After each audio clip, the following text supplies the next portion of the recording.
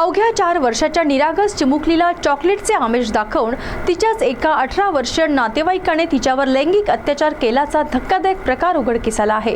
या घटनेमुळे संपूर्ण नागभीड तालुक्यात तीव्र संतापाची लाट उसळली आहे। नागभीड पोलिसांनी दिलेल्या अधिकृत माहितीनुसार मौजा बोंड येथील पीडित बालिकेच्या फिर्यादीने 18 मे 2026 रोजी नागभीड पोलीस स्टेशन गाठून या प्रकरणी रीतसर तक्रार दाखल केली।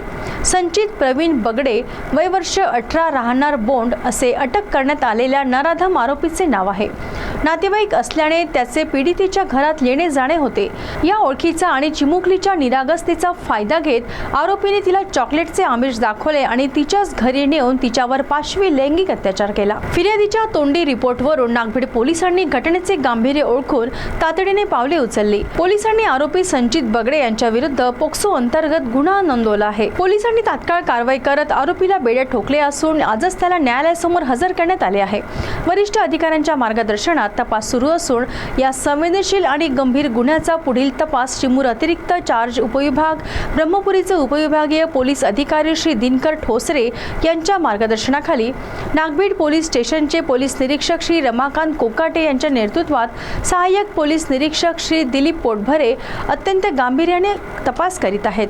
CTV साठी परिमल बदनकर यांची रिपोर्ट।